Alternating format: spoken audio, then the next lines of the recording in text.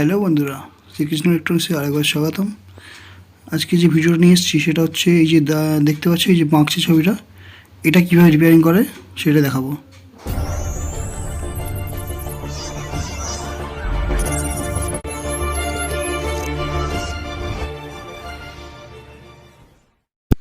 বন্ধুরা ফিরে এলাম ইন্টার পর। এই যে ছবিটা দেখতে পাচ্ছ, ছবিটা অ্যাকচুয়ালি ঢেউ হচ্ছে, আর এর সঙ্গে সুতো সুতো ভাব আছে। এটা হয়তো ক্যামেরায় ভালো বোঝা যাচ্ছে না। এই যে দুদিক থেকে ছবিটা বেঁকে যাচ্ছে, বেঁকে নিচের দিকে নামছে। এটাই রিপেয়ারিং করে দেখাবো। এই যে বাঁকটা আছে দেখতে পাচ্ছ, এটাই। তো সর্বপ্রথম যেটা করব, মেন ফিল্টার ক্যাপাসিটির কত ভোল্টেজ আছে সেটাই প্রথমে চেক করব। মেন ফিল্টার ক্যাপাসিটার ভোল্টেজটা দেখি কত আছে।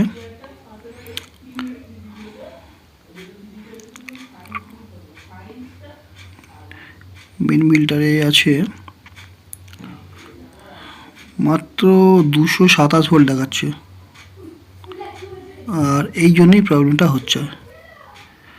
227 ভোল্ট মাত্র, যেখানে 300 প্লাস ভোল্টেজ থাকার কথা, মাত্র 200 ভোল্টেজ আসছে।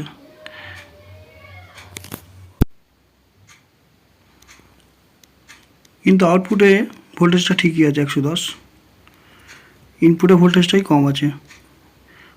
মেন ফিল্টারটাই প্রবলেম আছে। মেন ফিল্টারটা চেঞ্জ করে দেখবো আমরা, ঠিক আছে, প্রবলেমটা সলভ হয় কি।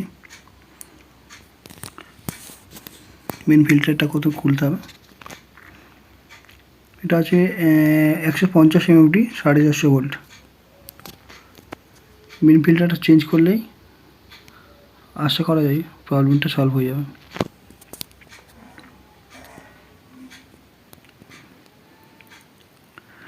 বন্ধুরা, যদি ভিডিওটা ভালো লেগে থাকে তাহলে ভিডিওতে একটা লাইক করবেন, আর চ্যানেলটা নতুন হয়ে থাকলে অবশ্যই একটা সাবস্ক্রাইব করবেন, ঠিক আছে। আচ্ছা, এইটা খুলে নিলাম। এটা 150 এমএফডি 450 ভোল্টে আছে।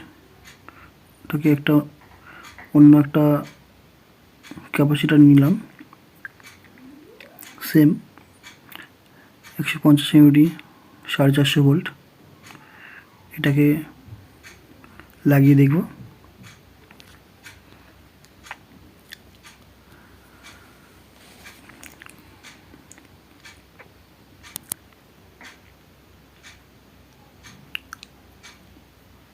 এটাকে লাগিয়ে নিলাম, এবার সোল্ডার করব।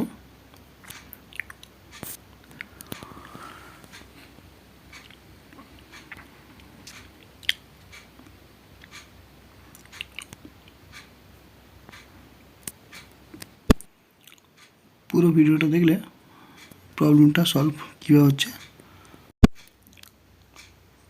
তো ক্যাপাসিটারটা লাগানো হয়ে গেল, এবার লাইন দিয়ে দেখব কি দেখাচ্ছে।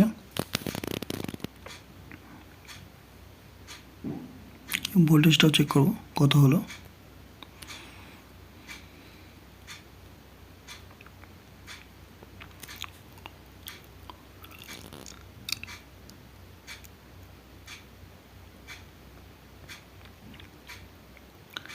ভোল্টেজটা দেখি কত আছে। দেখো বন্ধুরা, 338 339 ভোল্টেজ হয়ে আছে। কোথায় 200 ছিল, 218 ছিল। এখন এটা ভোল্টেজটা পুরো চেঞ্জ হয়ে গেছে, 300 ভোল্টেজ হয়ে গেছে। 340-এর মতন ভোল্টেজ হয়ে গেছে, 340 ভোল্ট।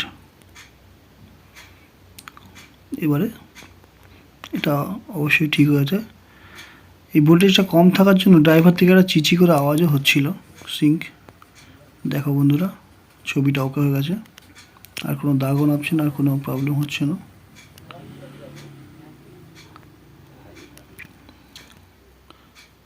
আজকে এই পর্যন্ত, দেখা হবে আবার পরবর্তী ভিডিওতে। ভালো থাকবেন, সুস্থ থাকবেন, বাই।